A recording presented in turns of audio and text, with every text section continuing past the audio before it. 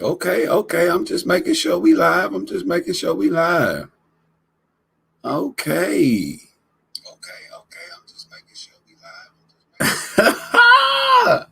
All right. This first StreamYard. First time. Checking it out. What's up, Unlucky? I see you. Hooligan. What's going on? Okay, I'm just checking the StreamYard out, man. Gotta see what's going on, man. How unlucky to finally figure out StreamYards on the night that the Pelicans are thrown out the playoffs, or officially kicked out the playoffs. What is going on? Hooligan. Ooh, I can show the chat now. Unlucky. What's going on? Bad day for the Spurs too. You should get a play. Now it's over in for the play-in spot. It's over with. Not a Pels fan, but you a Hush fan. That's what I'm talking about. Y'all know I'm in the building. JV, I'm gonna come support OKC again when they start winning. I'll be back next season. I'm sure they'll turn things around. I'll be back. What's up, Austin? Hey, it's good to be seen, Jason. Good to be here, man. Solomon, what's going on?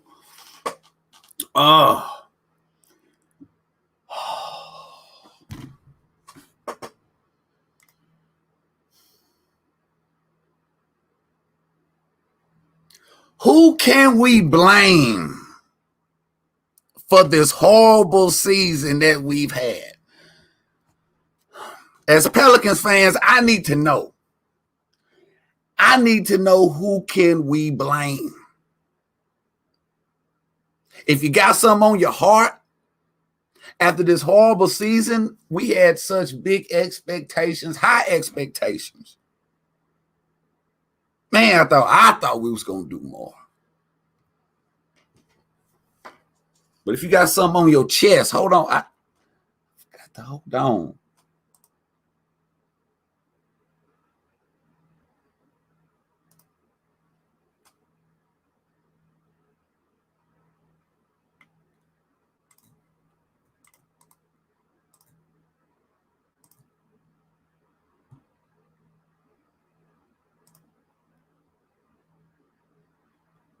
If you got something you want to let off your chest, there's the link right there. You hit that link right there in the chat if you want to come here and say something.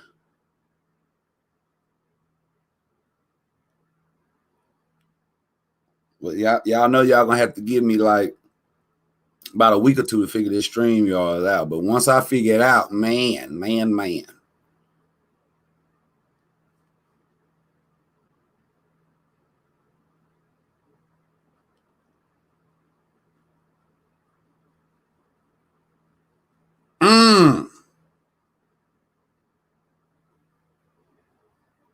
Yes, JV. Pels coach whack, man. Stan Van Gundy.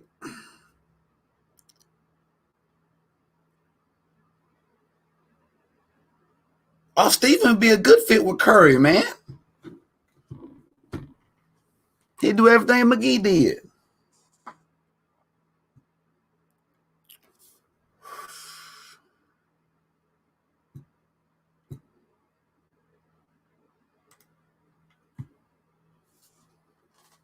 But in this game right here, we didn't have a chance. The only starter we had playing was Bledsoe. Lonzo very wisely decided to shut it down for the season.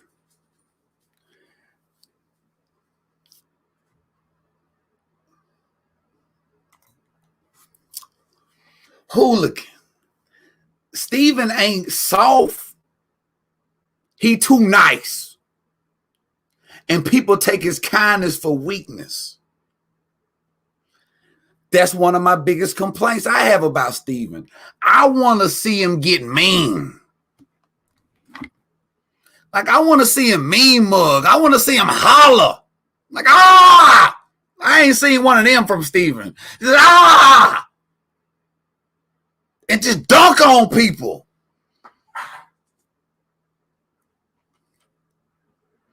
I wouldn't take it as far as soft. I say he too nice. But I feel you, Hooligan. I feel you.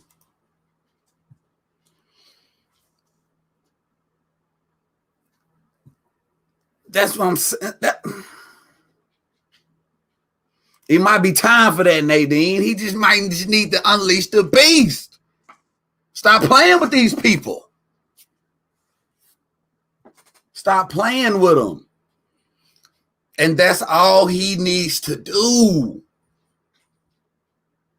Because I'm tired of just people talking about Steven. He knows he's a beast. He could beat damn near every NBA player's ass.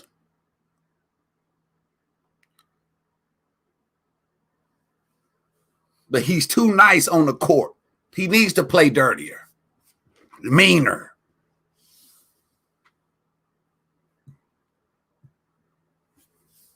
But back to this game. Oh. We didn't have a chance. We didn't have Steven. We didn't have Lonzo. All we had was Bledsoe. No Ingram. No Zion. No Josh Hart. Najee got hurt late in this game. What up, Lion?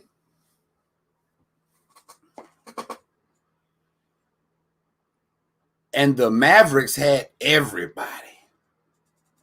They had Tim Hardaway Jr. He was out there lighting it up.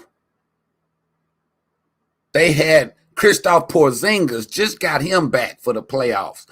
That's their only problem. If they could get KP and keep him healthy, they'd be all right.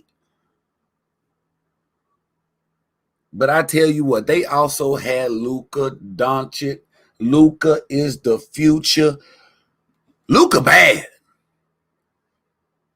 Luka done got stronger. I seen him push Gabriel over like it was nothing. And the refs was letting them play. Refs just wanted to get this game over with.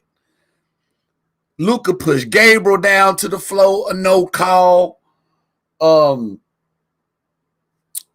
Porzingis, Nickeil Alexander-Walker was kind of crowding Porzingis with the ball. Porzingis just came with his elbow, hit Nickeil all in the face, and went up for a shot. Refs didn't call nothing. Refs letting them play. But Luka, God almighty, that man was showing out. How many did he score? Let me check. Let me check this real quick. He may have dropped a 40 burger on us, man, with cheese. I know he had a double-double. He may have been close to a triple-double.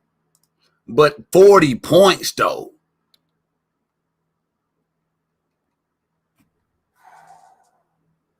Luka was 12 for 24, 7 for 15 from the three-point line, 33 points. Excuse me. 8 rebounds, 1 of them offensive, 8 assists.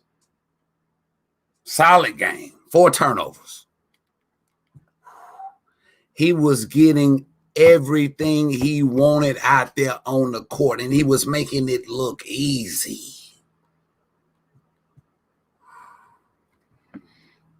And let me just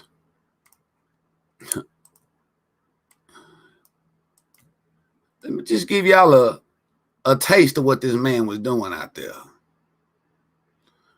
He was putting in that work. Luka ready for the playoffs. Luka is ready to get them Clippers again and get that Morris guy that kind of punked him last year. Luka ready for that. Luka done got stronger.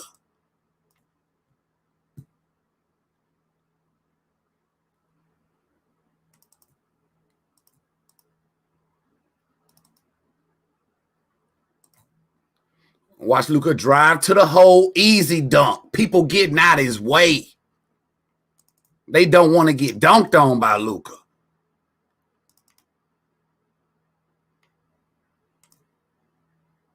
Now watch the pick and roll. He gonna take it to the hole, take it in his time, wrap around pass, dunk by Powell. Just easy, and he doing it in slow motion. He taking his time with it. Now this right here is one of the coldest Euro passes that I ever seen, and I want you to watch how he just shakes out Jackson Hayes right there. Got the pick. He's coming off the pick, and watch, his man is coming. He's going to slow down so his man can catch up with him, so he can shield him, keep him on his back. Now watch this Euro step he puts on Jackson Hayes, and he's going to shake out Jackson and the defender behind him. Euro, pass out, wide open three. Wham! Watch it again. When he hits this Euro, that's a Wundo on his back. When he hits that Euro, watch a Wundo anticipate and jump to his right side. Euro step. A Wundo is jumping over there thinking he gonna shoot. Luka done hit him with the Euro to a pass. Done shifted the whole defense. Wide open three.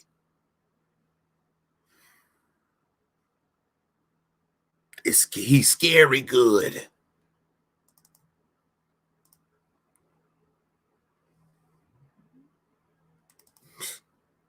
And his step back, people talk about James Harden step back. James got that step back down pat. He got a patented step back. But Luka has his own signature step back. Check him out. Wide open, step back three. Wham! And I think I said in the stats he hit 7 threes. 7 of them. Look this off the inbound, wide open corner three. Wetter than that thing. Oh. Look at this alley-oop that he threw to Willie Cauley-Stein. Look at the vision. Threw it up there perfect for him to go get it.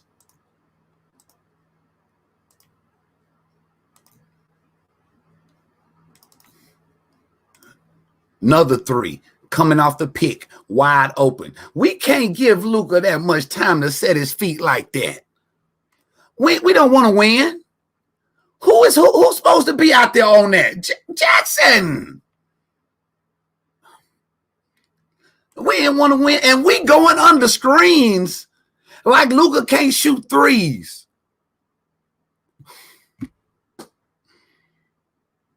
I don't know what we were doing out there on defense tonight.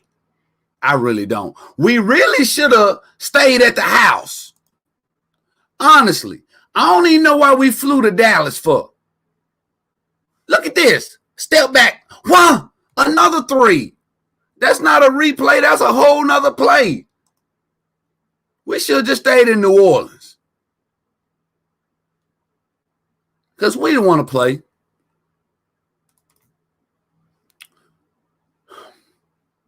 Luka even had Jackson reaching, touching the floor. Look at this on the fast break. The ball's gonna get loose, and Luka put the ball out there, gave it a couple taps. Jackson undove on the ball, and then Luka said, "Here it is. Now it's gone." Got Jackson reaching on the ground, kind of like how Joe Jackson had Paul Pierce reaching for the ball. Luka out there acting a fool.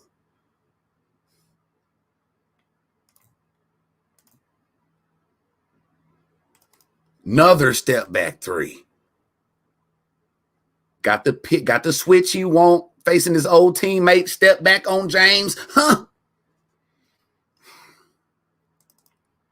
We didn't have a chance. We didn't have a chance.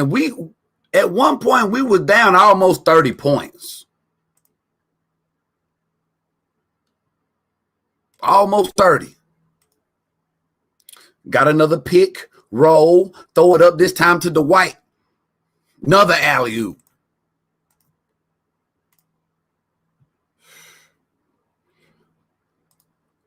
And I wish I could show you some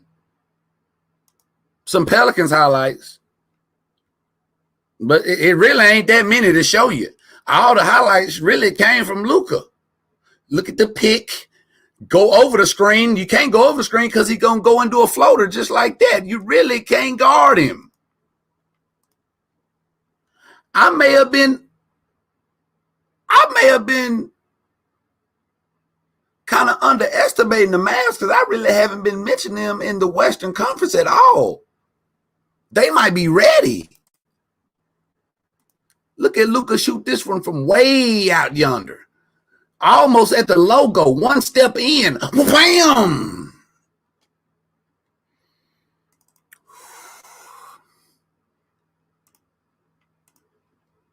Just doing us any kind of way. And look at him throw this alley from the same spot he just hit that three-pointer.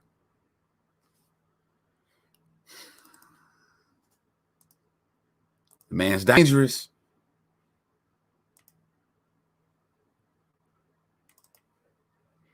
And they getting anything they want to. Look, we can't score right here. Luka get the ball, fast break. Another easy alley. This time the Hardaway.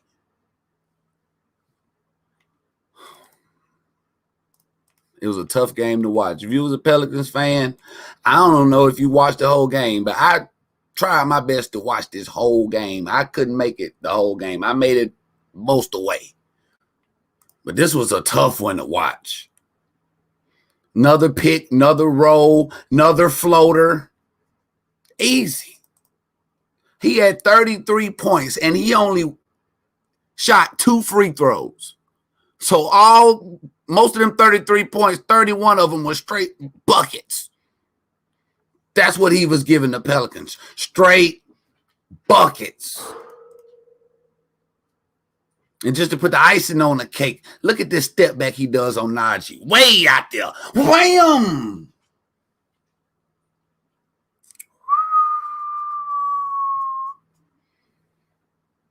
Luka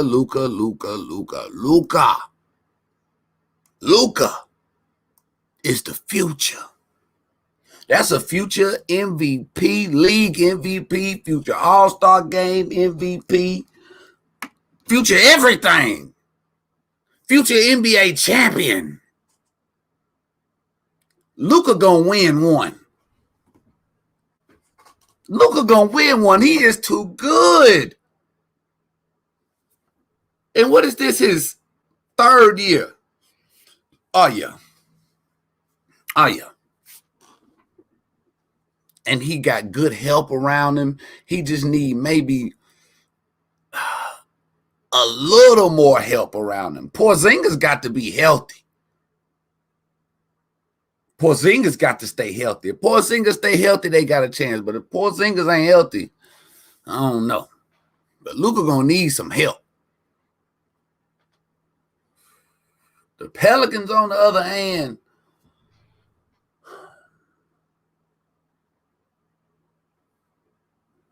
I just don't know what to say about this. This has been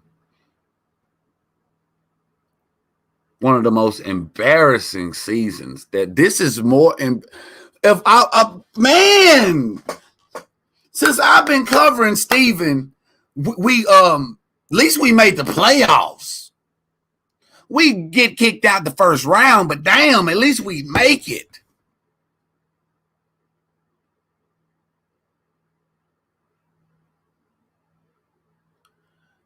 We ain't even made the playoffs, y'all.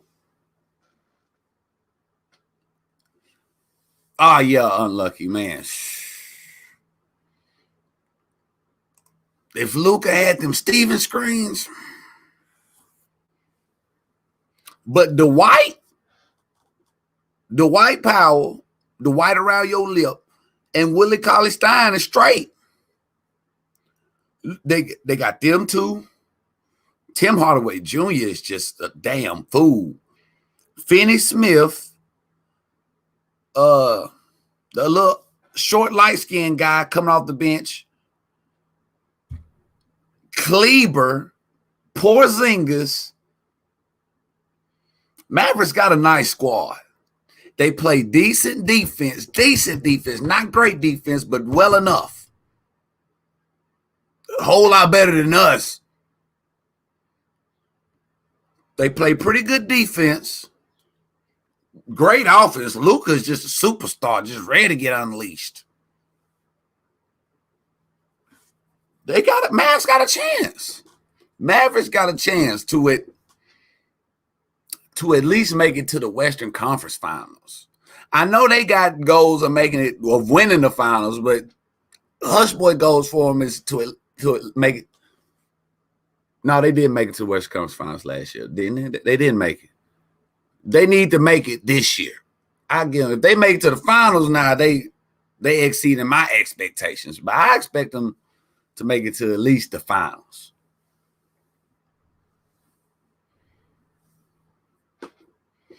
Austin, you got to get something off your chest. Hit the link. The link posted in the stream, y'all. I mean, in the chat. Hit the link for the stream, y'all. Come on in. Need to test it out anyway, so can everybody hear you. If anybody got something to get off their chest, if anybody got something to get off their chest, the link is up top. Hit the link. This is the first stream y'all stream. Why do the Pels this bad with this kind of team? Why do the Pels this bad with this kind of team they have? It's the coach. It's the coach. You can't blame nobody but Stan Van Gundy. Nobody but Stan. Somebody said it earlier. Alonzo gone. Unlucky said it earlier. Alonzo gone after. If Stan coming back, Alonzo gone. Facts.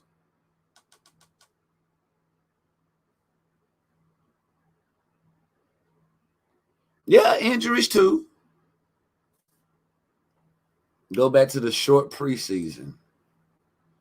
And if I remember rightly, didn't Steve-O call it on Stan Van Gundy for going a tad too long with training sessions, pulling sarcastic jokes? I don't remember that, Jason. I don't remember that.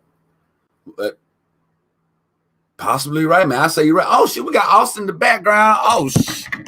Let's see what Austin got to say. Hold on. For going a tad too long with training sessions, pulling sarcastic jokes. I don't remember that, Jason. I don't remember that. But what up, Hush? Possibly right, man. I say you're right. Oh, shit, Austin in the background. Oh, shit, echo. Where the echo coming from? Where Austin going a tad too long with training sessions? Do you got the screen playing in the background? I don't remember. What up, Hush boy? What's up, man? Talk to me. I had to come in here and get something off my chest.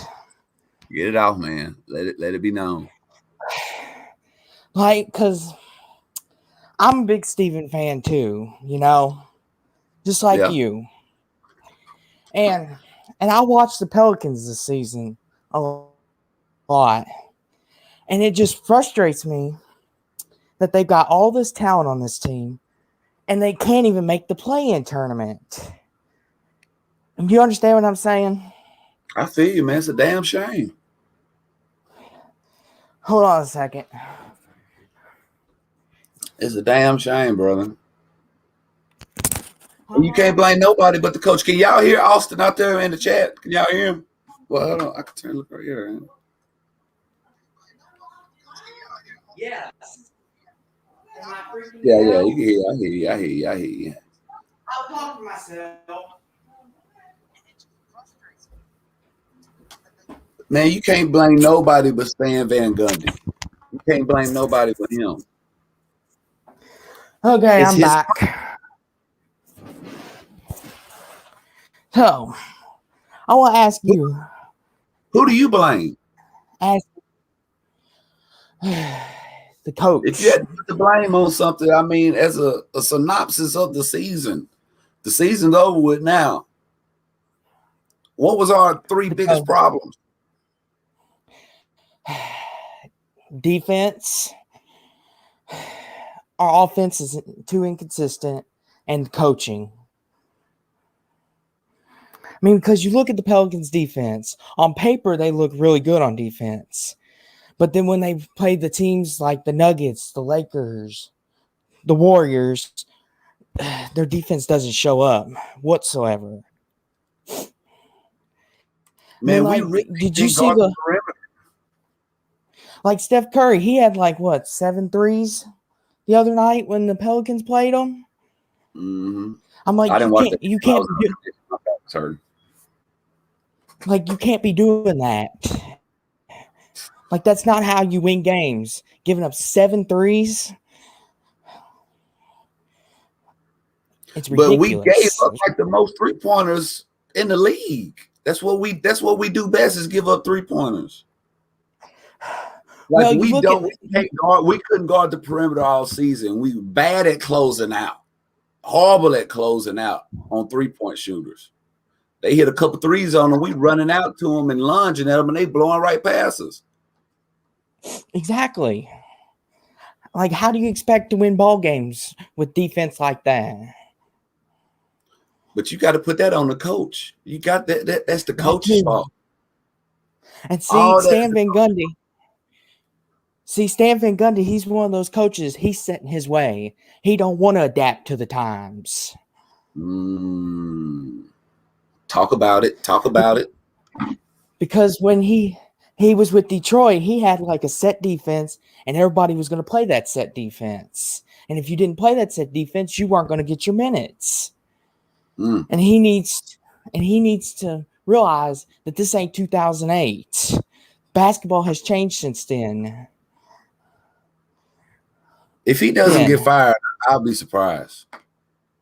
If he doesn't get fired, I'll be very surprised.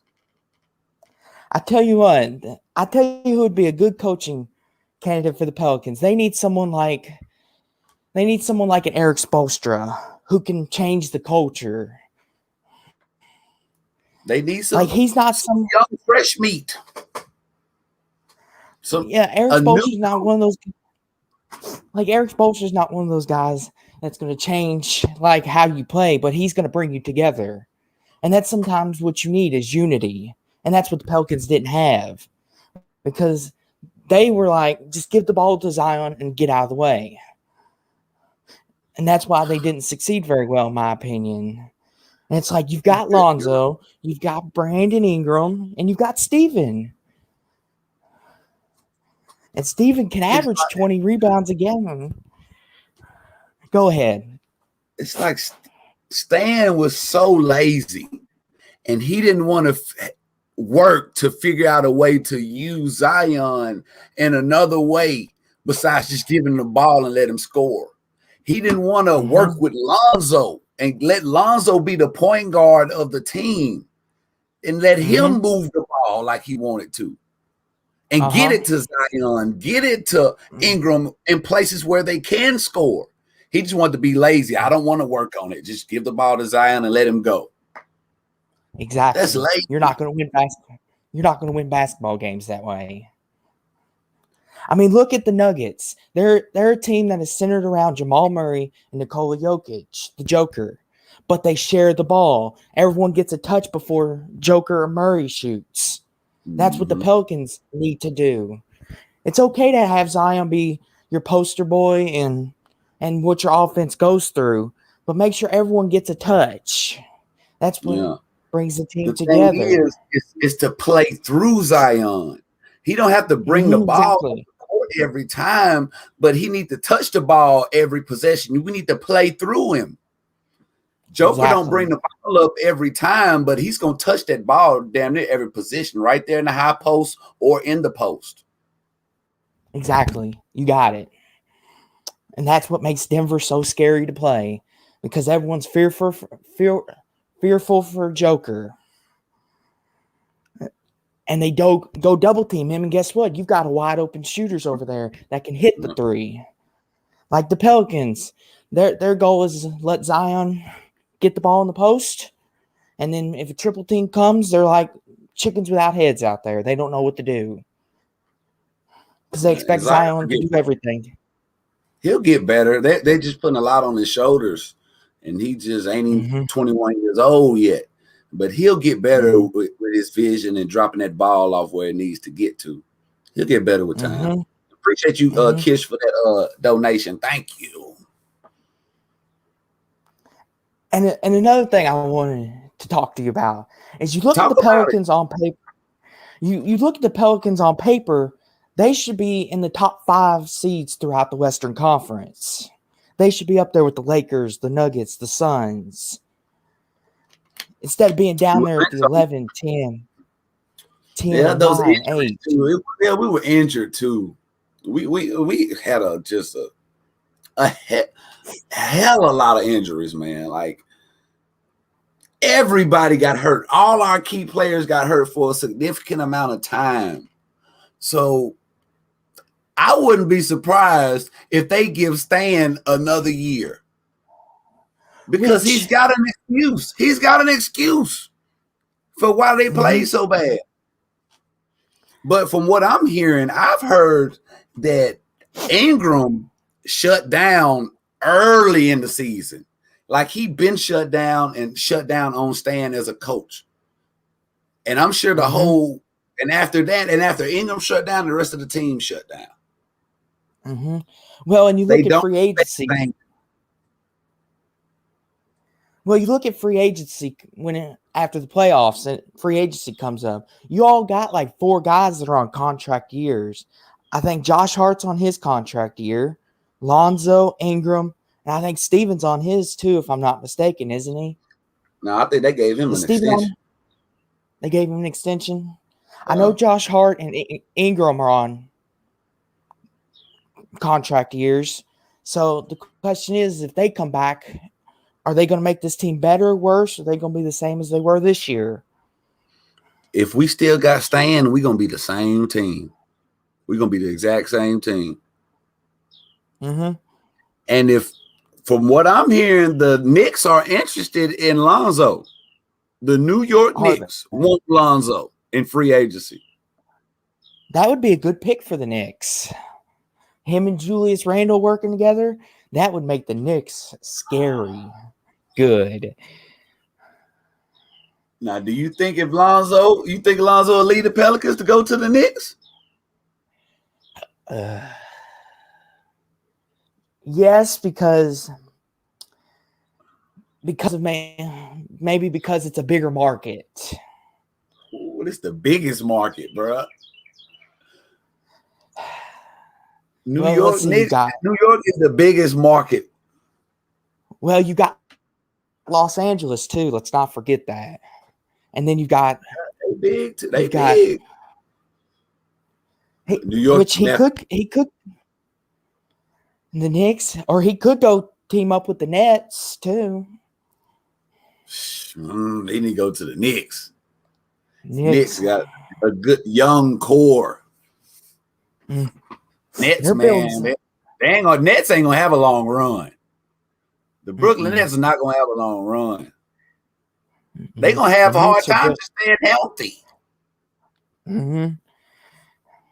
If they get to the finals, they're gonna trip and stumble and be dragging and crawling to the damn finals. I believe. We're gonna see. I might be wrong. Well, I said the other day in your stream, I said that the Washington Wizards are a dangerous team because if Bradley Beal and Russell Westbrook are healthy, I think they could beat the Nets because because they're building that unity. The Nets, it still feels like that everyone wants to be ball dominant over there. And you look at the Celtics, they're the same way. Like I feel like the Pelicans, like they just need that cohesiveness. They get that I can't say it. Unity together, they will be a good team. Do you agree or disagree with me? If the Pelicans get unity, the Pelicans. The Pelicans.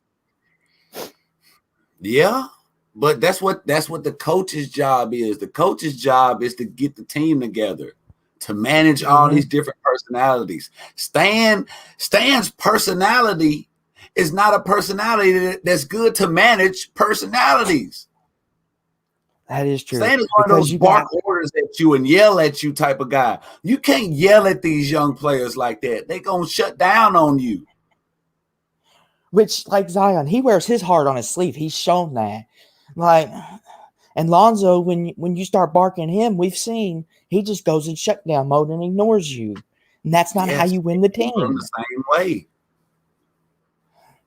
Like Josh Hart, he's one of those heart soul kind of guys for you. He will go on the floor and get the loose ball for you. And which Stan likes those kind of players, the grit and grind players. But when you yell at them, that does you no good. None. You can't yell at these young players nowadays, period, man. You can't do it. So let me ask you this. What was your expectations for this team when this season started? Did you expect this team to be championship contender? No, I didn't expect them to be a championship contender, but I at least expect them to make the playoffs and maybe win the first round. Because I thought this team was better than the Thunder from last year. That was a pretty good team. We just haven't run into the Thunder from last year that Steven was on was better than this team. Yes, because CP3, he may not have that championship yet, but he's a proven winner and he leads by example. And people just want to do what he does, and that's follow him. And maybe if the Pelicans got someone like that to help with that, maybe they'd be like, oh, look at this guy, hardworking, does everything right. Let's do what he's doing. He's won a few games over the years. Get someone like a CP3. Get someone like a Steph Curry. But you know how hard it is to find a CP3 or a Steph Curry? It's going to be hard to find them. But you absolutely right, though. They need somebody like that. Okay, so since we just talked about ceiling, what was the floor for this team? I said the floor at the beginning of the year was 7-8 seed at worst for this team. I damn sure wasn't thinking not making the damn play-in. They couldn't even make the play-in. I don't think the floor would be the play-in. That would be the floor. Play-in? Yeah. Because when I looked at this team and doing the preview, I had this team going to the second round. Because if they got that 4-5 matchup like I thought they would get, like the 4-5 goes either way. Like you look at the 4-5 in the East and West this year, like the teams are just so even. Like it's not unparalleled like the 1-8 is. Like when you get the Jazz versus the Spurs. Like the Jazz, they're a ready-win team. The Spurs, on the other hand, they're young, they're learning, but they got a great coach. And maybe that's what the Pelicans need, is a great Popovich. DeRozan, he's a dog. He is. The truth. So I want to ask you, if the Pelicans did make the playoffs, would they beat the Jazz or Suns in the first round? I say they would take them to anything's possible. If they were healthy, if we had our full team healthy, it was possible. We had a good team, a deep team. I say the Jazz would beat y'all in 6, and the Suns would probably beat you in 5. Like, that's no disrespecting to the Pelicans. It's just the Suns and Jazz seem like they want it more. Yeah. And they just a little better. So, just a little better. Just to follow up, would you have been comfortable with the Suns or the Jazz if you had your pick? I'd be more comfortable with the Suns. Suns. Suns. I mean, Devin Booker and CP3, they've proven that this team is not no pushover. Like, they may not be the caliber of the Lakers, Clippers, and Nets, but they've proven they're no pushovers. If you're going to beat them, you have to earn it. Now one of them pushovers, but I rather have them Suns. Suns. I think the Suns they got CP3 and Devin Booker, but that's just about all the experience they got. We got to see what those other guys do in the playoffs. They got a whole lot of young guys. Suns team. Yeah, yesterday I was watching Skip and Shannon, and Skip, he was all on the Clippers bandwagon saying how the Clippers were going to win the championship and all this. And I said, the Clippers are going to do what they did last year. Hell yeah. Last year. I don't understand what his fascination is with the Clippers. That's another thing I wanted to come talk to you about. Is I don't understand his fascination with the Clippers. Seriously. It's the same team as last year. Same team as last year. They're going to meet a team. They're going to meet a team that's better than them, and they're going to run into that brick wall. Like, if they meet Denver again, I don't know that they could beat Denver. Like, if they play the Suns or the Jazz, I don't know if they could beat them. Man, I wish Murray didn't get hurt. So, okay. So let me ask. So, how far did you have Denver going before Jamal Murray got injured? I had them in the finals. I didn't have them in the final. I had them losing. What's that? The round before the Western Conference Finals. I didn't have them making it to the Western Conference Finals. And now that Jamal Murray's hurt, I'm still saying they're going to be in the finals because for two reasons. Hell no. Number one. Hell no. Hear me out, Hush. Hear me out. I'm listening. 2 reasons. Number one, if LeBron and AD are not healthy, that makes the path a whole lot easier. Because LeBron's like the gatekeeper. And number 2 is the Nuggets, you look at who they would play at the playoff start day. They'd play the Trailblazers. And Dame and CJ, they're a good backcourt, but I don't think they've quite got it just yet. I think they got another year. Maybe another shooter around them. Shit, they got it, man. Dame got it, man. Dame know the game, man. Dame, it's just some of them players, they just know the game. They just been around too long and they just too good. Dame one of the players, he can get his shot whenever he want it. And here's the thing, too. I'd like to see the Trailblazers make it to the finals. That'd be cool. See Damian Lillard in the finals. So this year will be legit up in the air, though. It's gonna be some good basketball played, man. These playoffs. Because I actually think the East this year, if the East teams are not careful, I think Miami might repeat in the East. Man, I'm looking at the Knicks. I'm going with the Knicks. Knicks, because the Miami team, they are so under the radar, like you just don't know they're coming. They're like that tornado that hits you and you don't even realize it. Yeah, like you're right. Like that's what I compared the Pelicans to. They were the best kept secret. And then this happens. They don't even make the play-in. Mm-hmm. And here's the thing. They've got all the pieces around them. And you've talked about it countless of times. How this team is so good and has so much potential. They just ain't putting it together.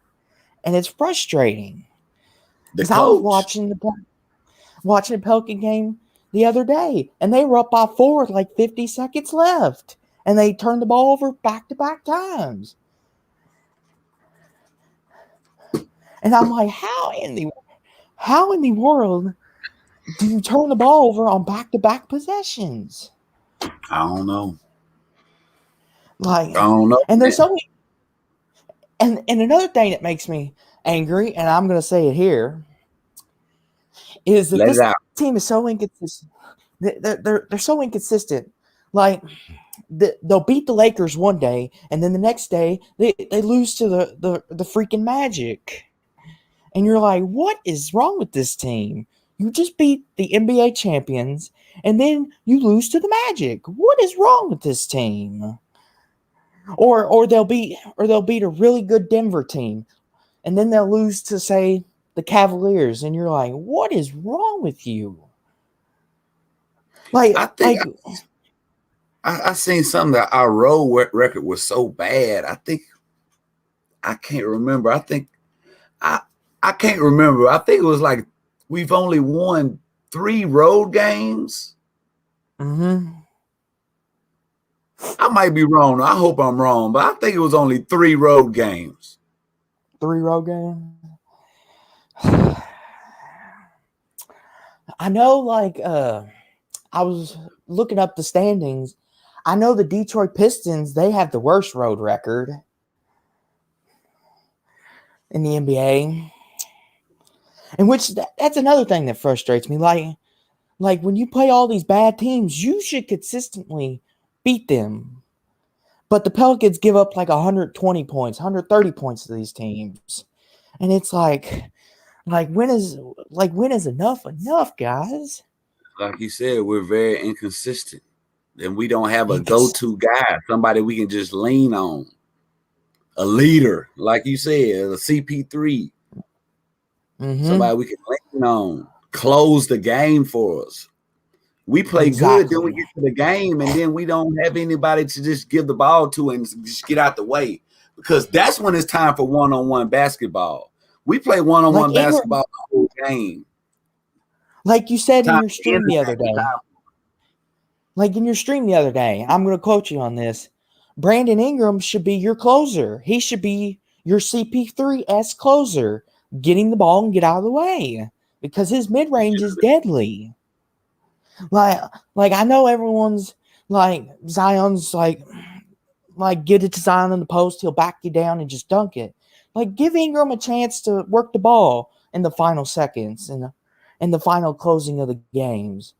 Like the Pelicans, they've lost a lot of games this year on final seconds shots and fouling. Like, y'all could, like, you look at, I looked at a statistic.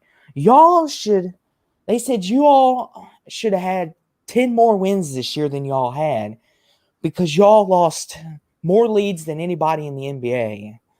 And I'm like, it's like the Pelicans were statistically the worst team in the NBA when it came to having a 10-point plus lead in the last 5 minutes of the fourth quarter. And that's just a dumbfound thing. I don't understand it. Like, help me understand it. Lack of focus. That's all, lack of focus. Because they had the Grizzlies, as you showed in the clips yesterday, they had the Grizzlies on the ropes. And then all of a sudden, poof, they lose by 20. What is,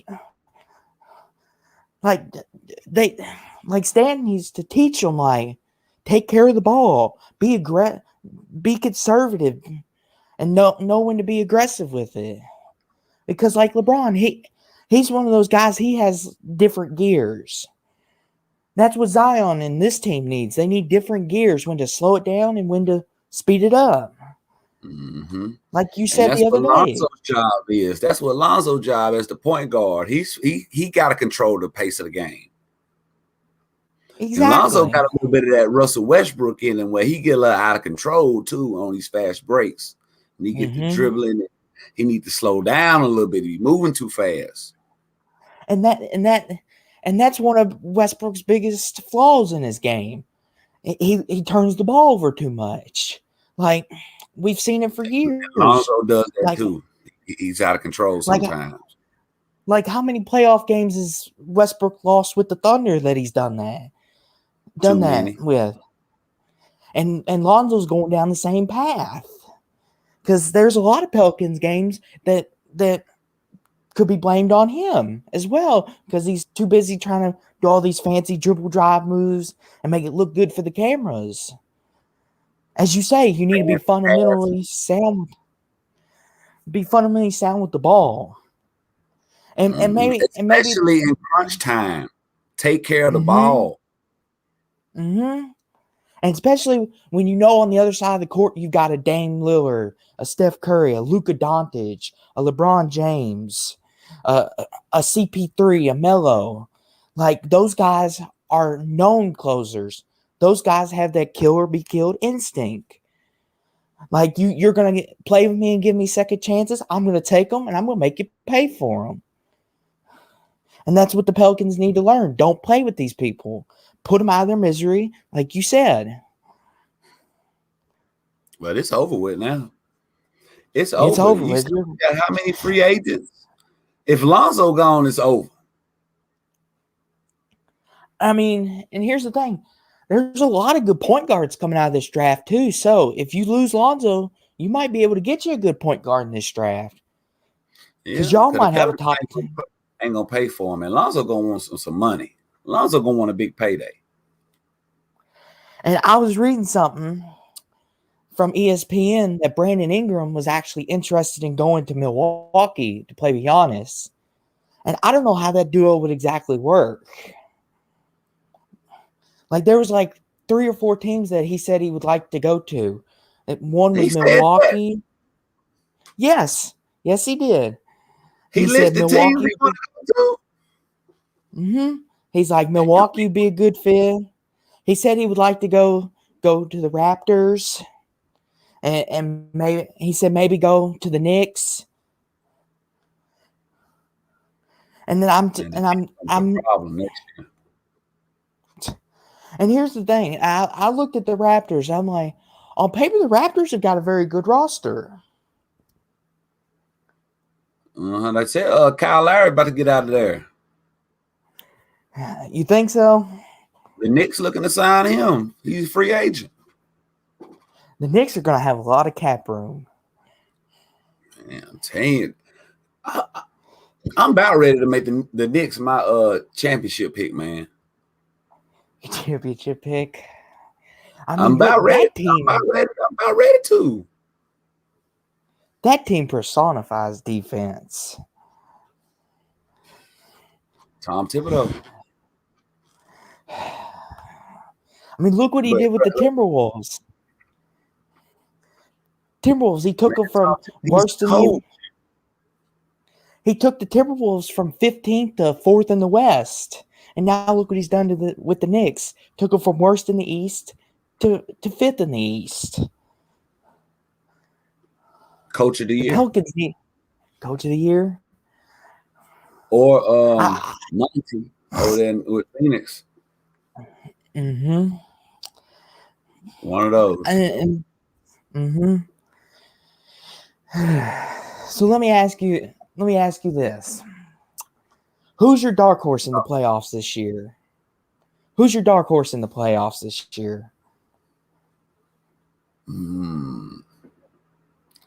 I say in the West, I'll go with.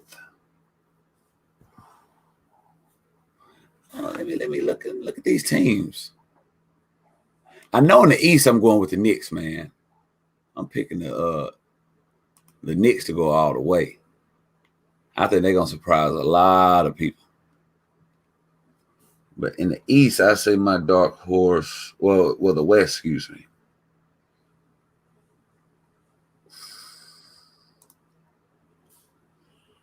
I have to go with the Portland Trailblazers. Portland or Dallas. Yeah,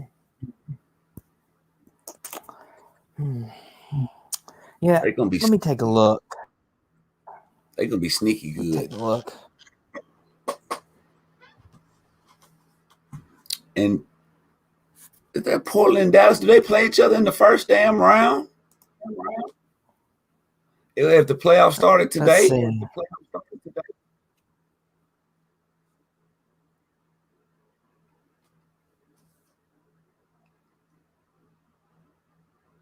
Nah, they 5 and 6. It'd be Denver and Portland if the playoffs start today. Mm-hmm. I Okay, can't so pull hear him. me out, Hush. Okay, Talk to so me. hear me out. Okay, I've been debating this, okay, for my dark horses. And I've said this from the beginning of the season. And I think this is, they can make a legitimate argument.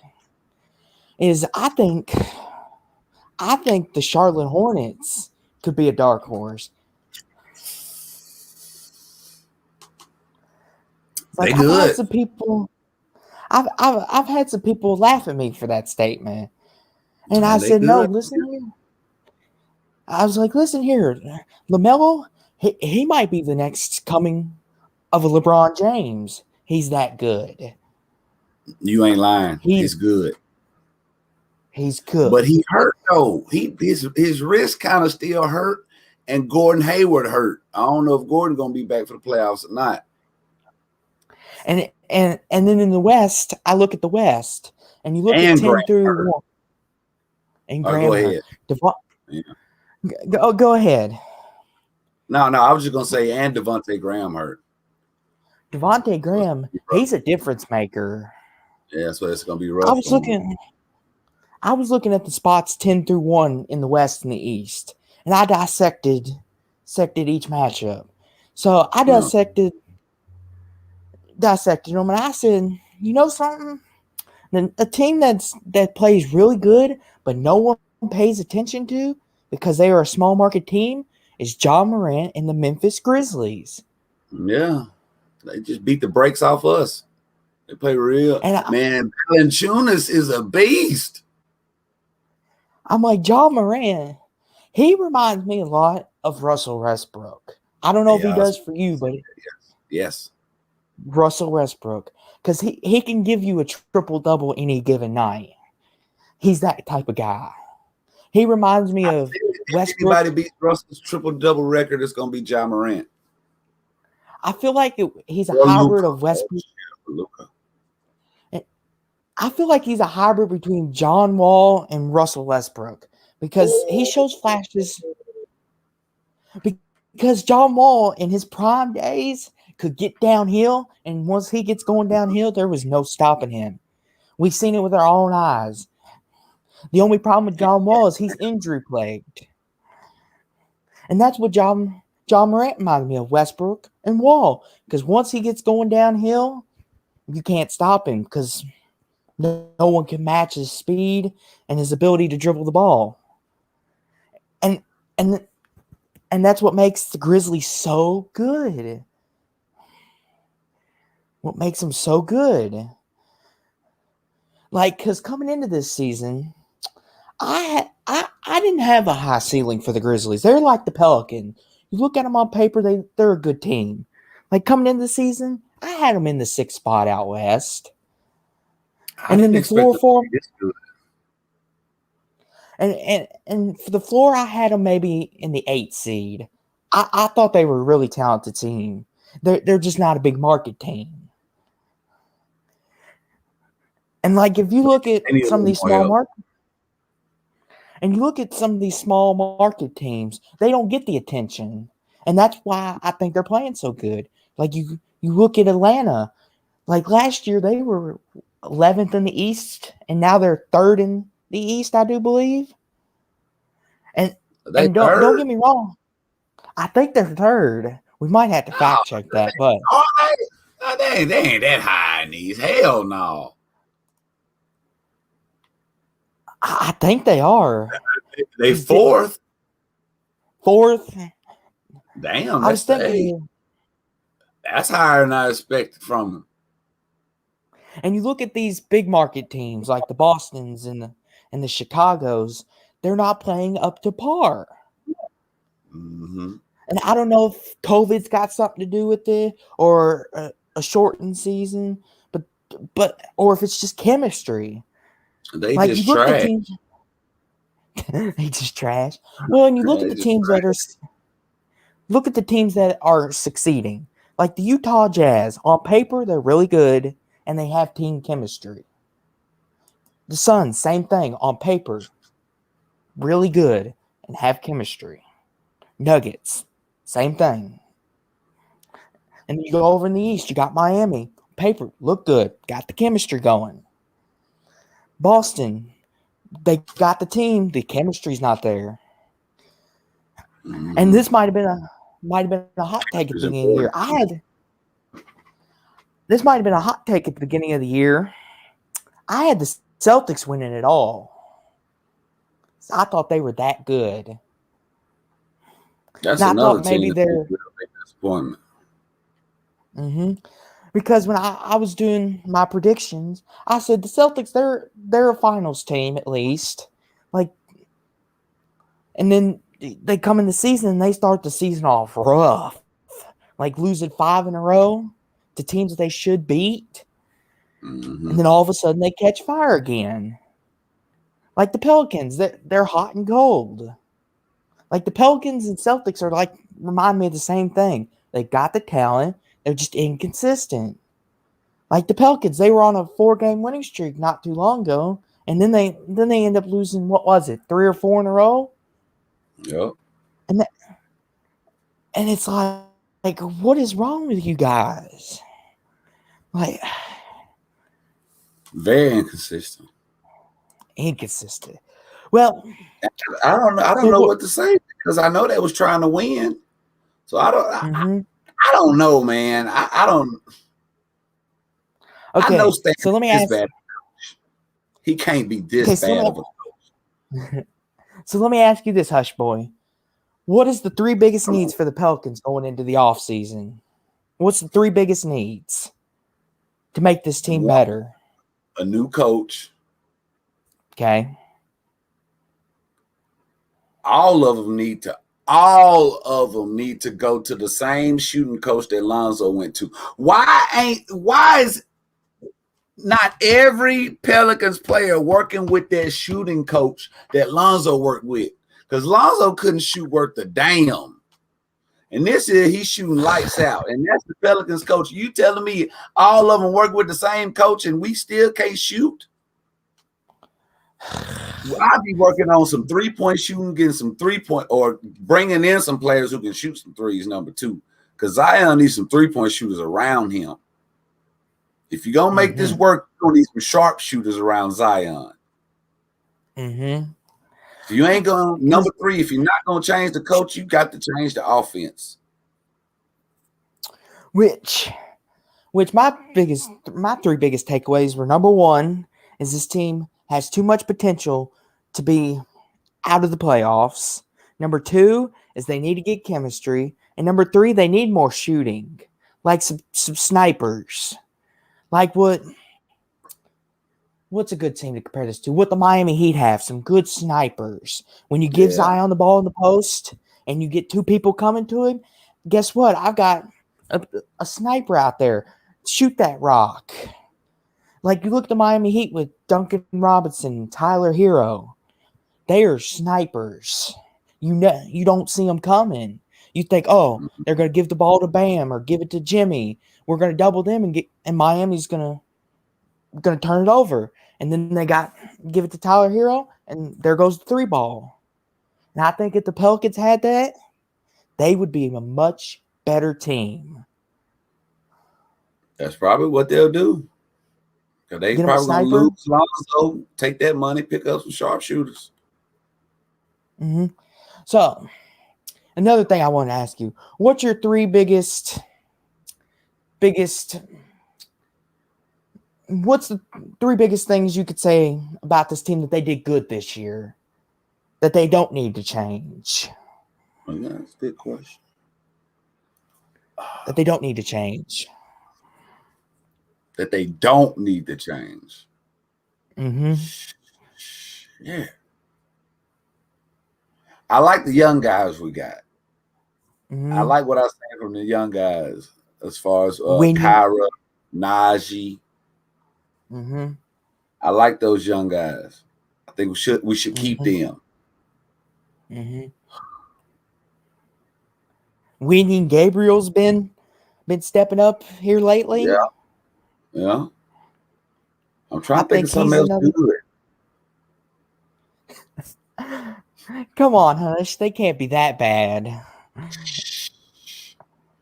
The young guys is just about the only highlight that I can say from team. this season.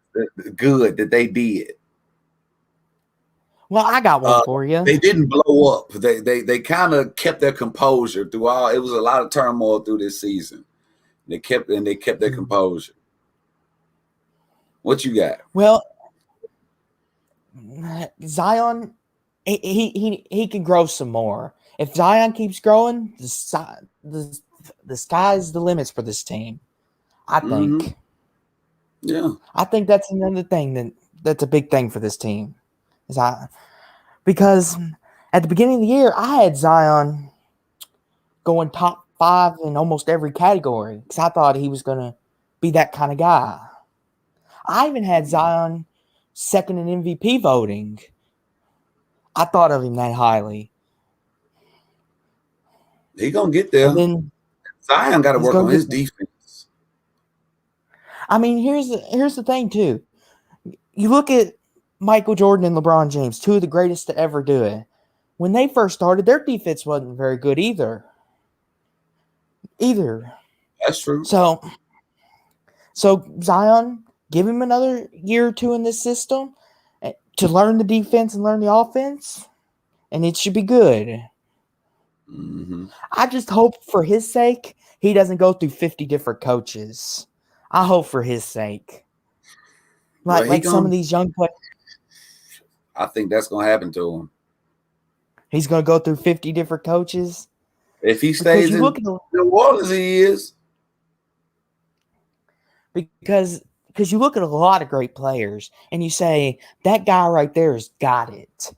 But he's gotten so many different coaches that he can't learn the system. And it's just frustrating because, you look at him and you say, that guy right there is got it. And I just hope that don't happen to Zion. He got it. He just got to, like you said, just learn the game, learn the offense, defense, and get a hold of his talents.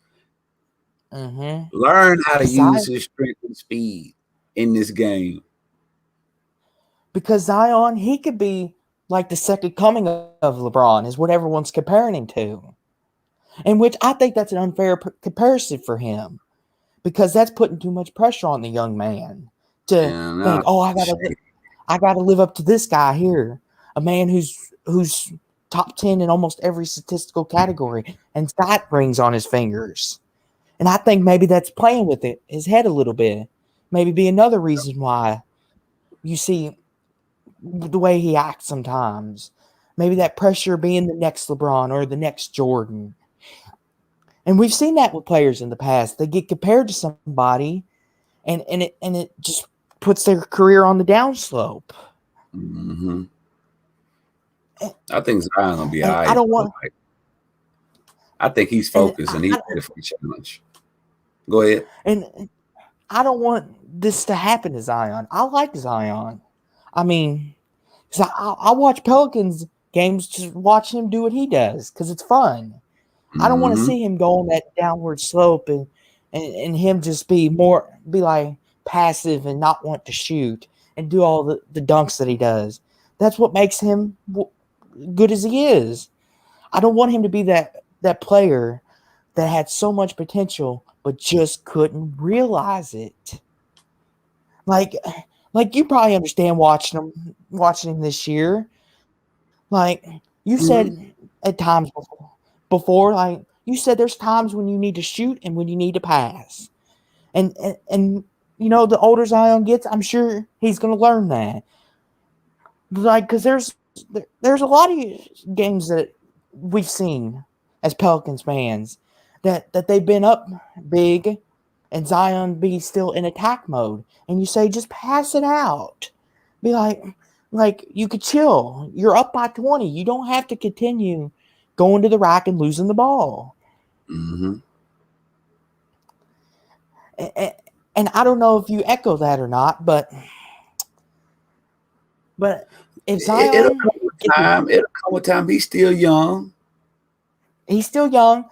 We got to give him his chance to hit his learning curve. We got to be fair to him. We can't expect him to win 3 straight championships off the bat. But let me And ask that's you what I'm this. expecting him to do. I'm putting a lot of pressure on the young man to just come out the gate and just be great. And I got to let him marinate. I got to let him get seasoned. Well, and here's the thing. He went to Duke and he won championships. So I don't know if scouters, if they saw that at Duke and said, this man's a proven winner already, he's going to be able to take what was left of the Pelicans team. Man didn't win no championship at Duke. He won the ACC championship. That don't count. Hell. That don't count? Hell no. He won state championship. That count. That count? Yeah, so I'll let me give ask you this. Championship. I guess that count. Hell. So let me ask you. If you put Zion with, say, a Bradley Beal, does this make this team better? Let's just say the Wizards go crazy. They still got Stan Van Gundy as the coach and running the same offense. Yes. Let's just say the Wizards lose their mind. Yeah, because Bradley Beal is a damn superstar. He one of the leading scorers in the league. So he's going to make the game a whole lot easier for Zion. So let me ask you this, Hushboy. Realistically, just need some better shooters around him. Like you said, if he has some sharp shooters around him who going to knock down them open shots, because you're going to get open shots with Zion. Because if you don't double him, he getting a layup. So let me ask you this, Hush. Where do you rank Zion in about 5 years if he's done one championship and won 2 MVPs? Where would I rank him? Yeah, among the best. Like all-time players? Yes. It'd be too early to tell. But would you put him in top 10 one status? Championship in the next 5 years? That'd be too early to tell. I can't rank him all time until he get later on in his career. Okay, so if you just went off Zion's performance this year, is he top 10 in the NBA right now? Is he up there with Luka, Dame, Curry, Bradley Beal, Jason Tatum, LeBron? Or has he still got more years before he gets top 10 status?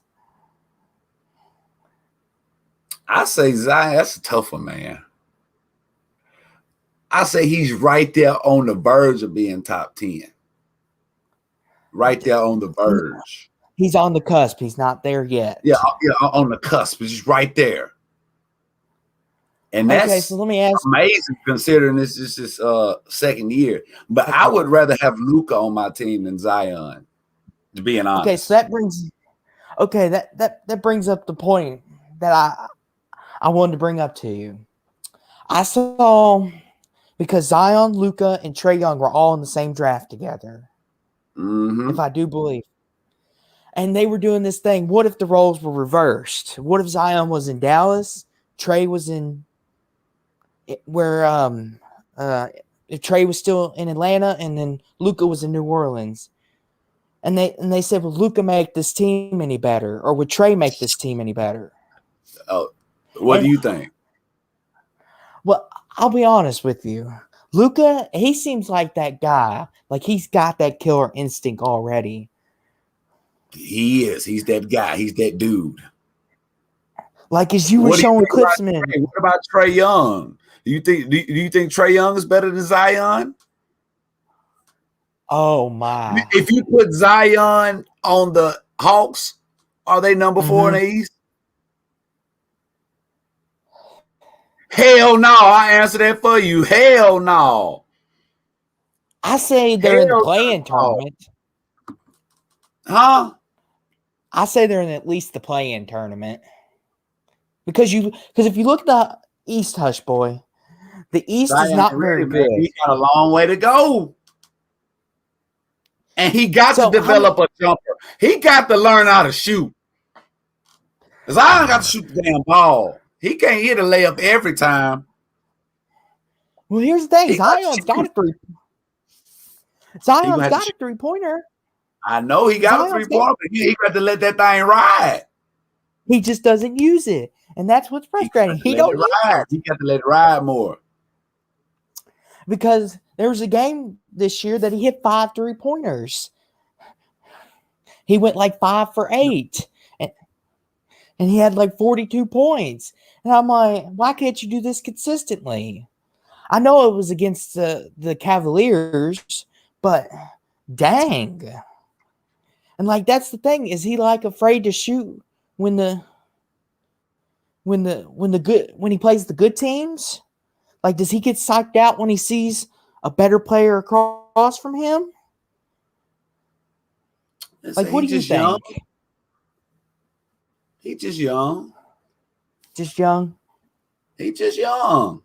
Like, this was literally Zion's rookie season. This was really his rookie season. And he really don't know what to do in certain situations. Like, and Zion really, like LeVar Ball said, he really just ain't no playmaker. He's a scorer. Zion really just ain't used to just having a ball in his hand and breaking down opponents. He just used to just going by people and using his pure athleticism to beat them.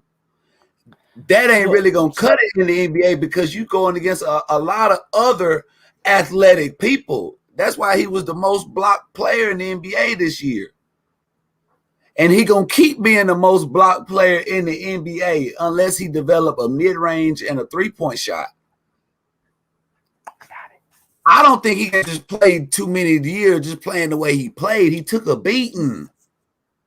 Yeah.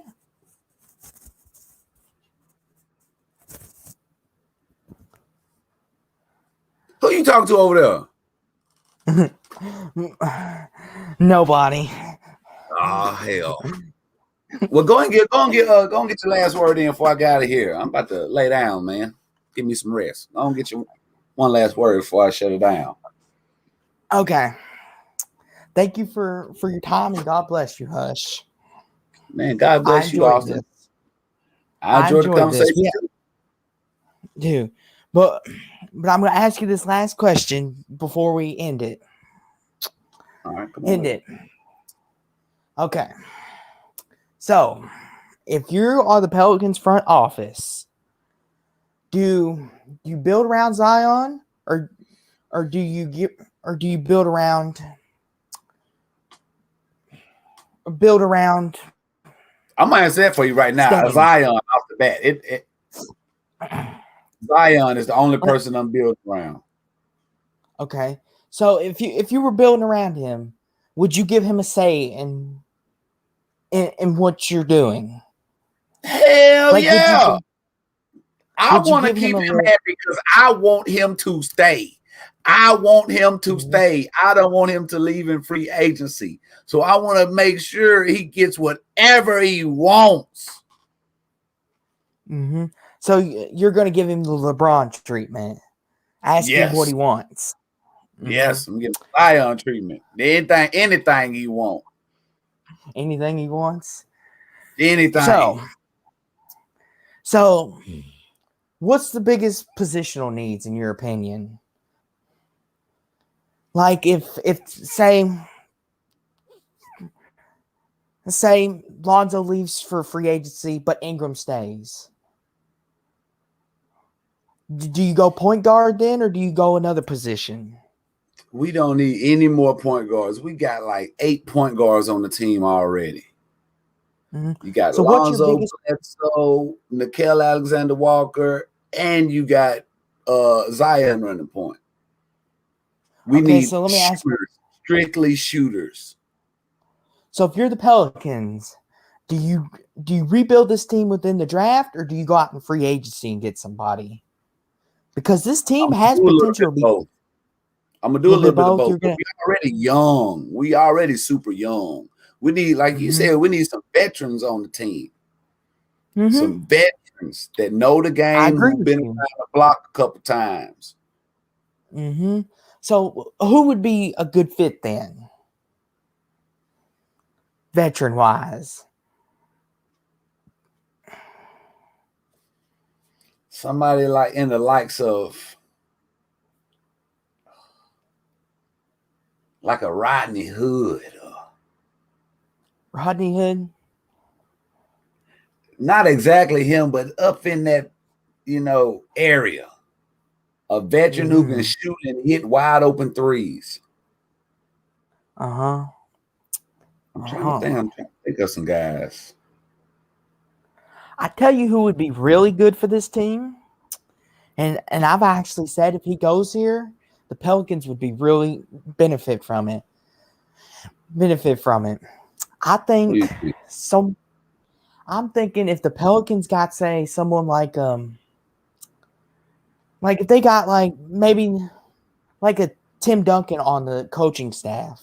Like you know how the Spurs they have Tim Duncan, who's a former player. You get where I'm going with it? They need someone it all starts with the coaching. It all starts with the coaching. Like Vince Carter. He wants to be a coach now that he's retired. He would be a good assistant coach or a head coach for this team. Because he's been there. He's won a championship, I do believe. But he would be a good veteran coach. He's even said, the Pelicans are a very intriguing team to him because they're very young. He feels like he could show them. No, Vince ain't won nothing. He don't want none of the Pelicans. I know. I don't think Vince won a championship. You don't think he's won? Or did he win one with the Mavericks? I think he did win one. I think he did, didn't he? But Vince talking about coaching. Yes, he is. Yeah, yes, he is. Hush. Because he says that he'd be good at it, which I think he would, because he could show these young players hey, this is the right way to do it. Stan, I don't know. Now, Stan got to go.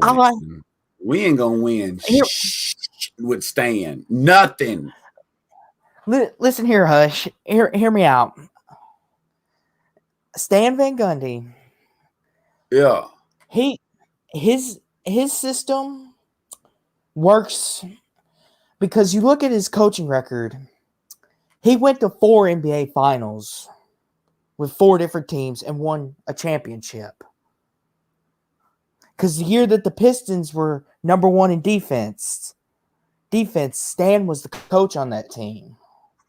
So I kind of I understand what he's trying to do. He's trying to bring defense back to the game. I get where he's going, but he needs to go about it a different way. I was gonna say it's just his personality. I like him as a person. I don't mind him as a person, but he's not a good coach. He's a good coach, he knows the game, the X's and O's, but it's more than about X's and O's with the NBA game. Mm-hmm. You can't be talking to these young folks who making millions worth of dollars like they children like that. You can't talk to these young boys like that. They got millions worth of dollars. You talk to them, yelling to them. You can't talk to these boys like that. They're going to shut you down. You got to talk to them with some type of respect. Mm-hmm. And you gotta let them play their game the way they want to play it a little bit. Stan? Mm-hmm. And hear me out. I think that's why Lonzo's going to leave, because he don't want to be with Stan. If he stays, Ingram, I'm surprised. And hear me out. If the Pelicans lose Lonzo and Ingram, then y'all are kind of, what do you do then? Explain to me that. Because y'all are hinging on Ingram and Lonzo being your pieces with Zion. If they leave you, what do you do next? Do you just go and complete? Lonzo leaves because they do have Nickeil Alexander-Walker. They ready for him to shine because they were letting Nickeil Alexander-Walker do more had more point guard responsibilities last game than Lonzo did. Alexander Walker, he's a tiger ready to be let out of his cage. Yeah, he is. I think, and they about to let him out next season because Lonzo gone. So let me ask you this: if Ingram leaves, then what do you do? Build around Zion.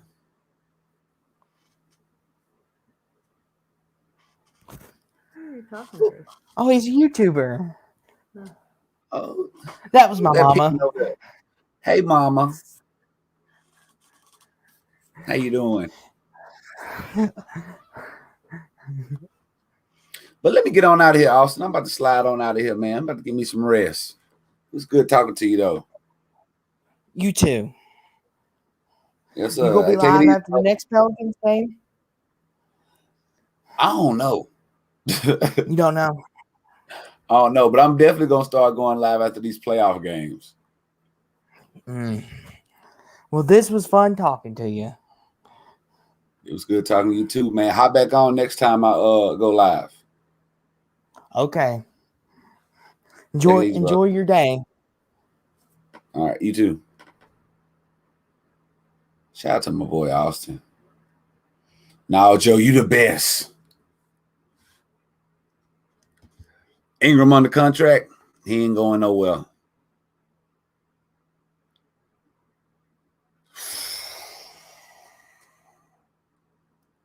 Do y'all think Alonzo is going to show loyalty and stay with the Pelicans? Because when it was the trade deadline, they talked to Alonzo and they said, "Are you staying with us?" And Lonzo said, "Yeah, I ain't going nowhere." If Lonzo has no reason to be loyal to the New Orleans Pelicans, if Stan Van Gundy is still the coach, Lonzo, I would suggest you go, because we ain't got a chance with Stan. We don't.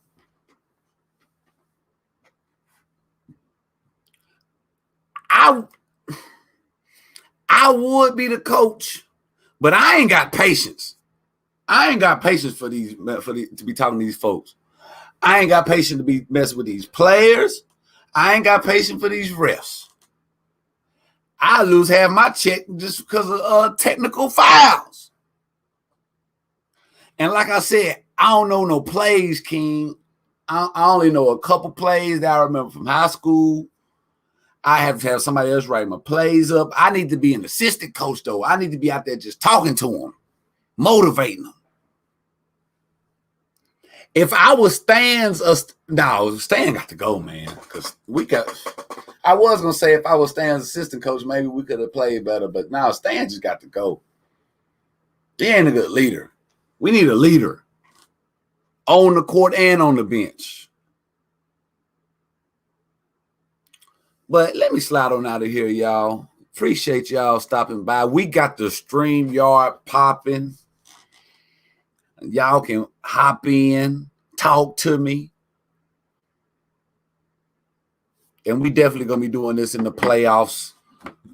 Different subjects, different stories. I'm going to come talk about them. And if you want to talk about it, you can too. And I appreciate each and every one of y'all for stopping by the stream. Shout out to everybody who donated. Thank you. Good God. Y'all didn't have to give, but you gave, and Hush Boy appreciate it. And just thank you for everybody who just stopped by the stream. Hit the like button for your boy on the way out the door. Show me some love. Thank you, King. StreamYard was popping night in New Zealand, but it's going to be popping every night from now on. Every time I go live, it's going to be on StreamYard. I'm gonna learn it. I'm going to catch on. But I got to catch up with everybody else. Everybody else StreamYard and there folks hopping on. So we got to do the same thing here. We got to keep up with the trends. We got to stay up with the times, man. But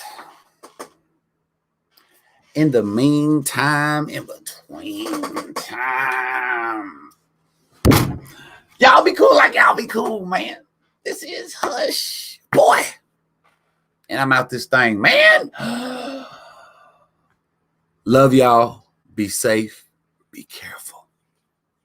See you soon.